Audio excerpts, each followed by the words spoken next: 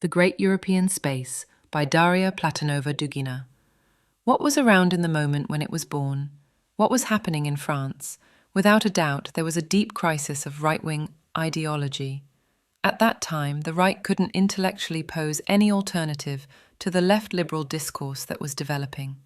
Moreover, the right closed itself off too tightly in nationalism and thought exclusively of France. Thinking in terms of France, in the spirit that Trump thinks in terms of America, that is, in the sense of isolationism, yanking America out of context. If this is a rather good strategy for America, then for France, which is part of the European cultural space, such an artificial operation makes itself felt more negatively in culture, artificially tearing France away from Europe and its classical tradition. Therefore, the first thing that the New Right did, following Jean Thiriart, who inspired them in many respects, was to reject the then widely accepted French nationalism and to instead advocate European nationalism. They turned to the geopolitical ideas of Carl Schmitt on great spaces and the rights of peoples. They developed Jean Thiriart's idea of the autarky of great spaces. This theory was originally formulated by the German economist Friedrich List, who applied it to Germany and neighboring countries of Central Europe, but Thiriart revises it and projects it onto Europe as a whole. Thiriart, himself Belgian, understood well that a small space cannot survive on its own or ensure its sovereignty. In order to wage war, in order to effectively oppose Americanization, universalization, and globalism, both physically and ideologically, it is necessary to form a European great space.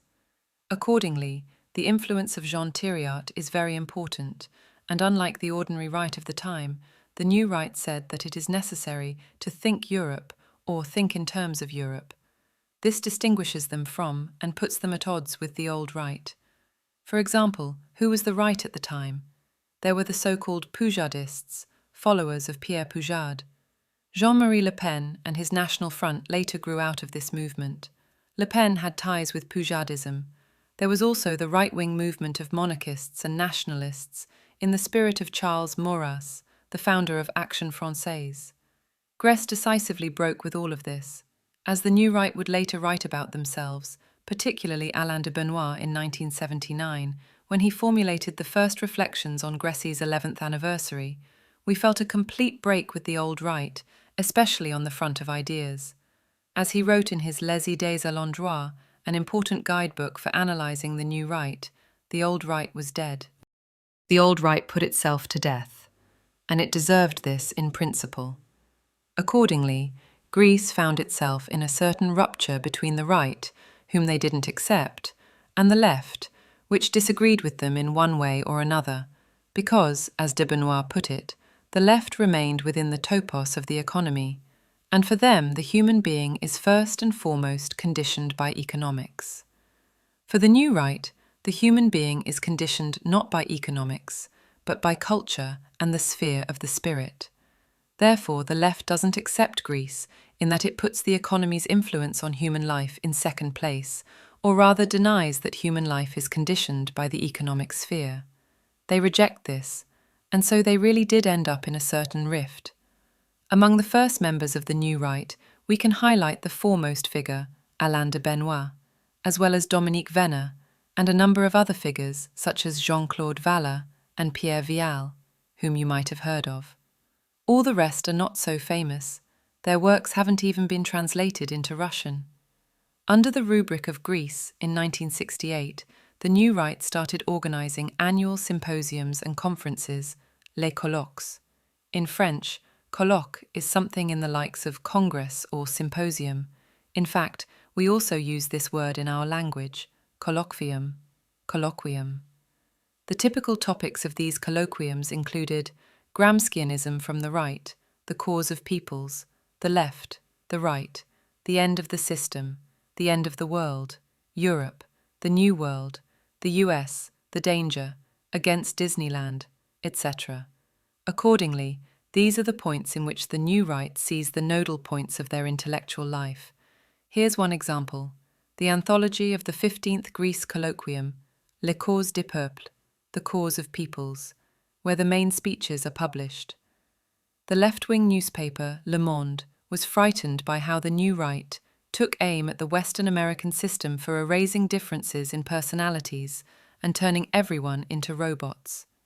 This critique of American hegemony and global liberalism in no way fit with the old right, who, as a general rule, defended such.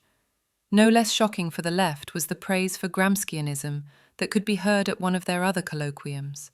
In 1988, they released the special publication Crisis, which was aimed at left-leaning audiences and worked primarily on the left front, where key topics were examined predominantly from a left, although always anti-liberal, position. Accordingly, their publishing base was Élément, Nouvelle École, and Crisis. Now that we've covered the history and main figures, let's move on to influences. Here, everything is very interesting. These influences will probably take up the greater part of my lecture, because, as I said, the new right are a kind of encyclopedists. When we talk about who influenced them, we are essentially getting acquainted with their main theses and concepts. First and foremost, the new right was strongly influenced by the conservative revolutionaries on all fronts. This includes the left-wing National Bolsheviks in the spirit of Ernst Niekisch, and the right-wing conservative revolutionaries like Oswald Spengler, Carl Schmitt, as well as left-wing conservative revolutionaries like Ernst von Salomon or Harro Schulze-Boysen. This whole layer of German nonconformist culture in the 1920s-40s entered the French context and was integrated into the new right's structure of thought. They popularized this milieu. They really like Ernst Jünger. De Benoit himself met Jünger, was friends with his secretary Armin Mohler, and maintained a regular correspondence with him. He was inspired by Jünger's ideas like the forest passage, which means leaving the civilization of modernity, radically opposing it, and returning to the sphere of tradition, to the sphere where the spirit is dominant over the economy.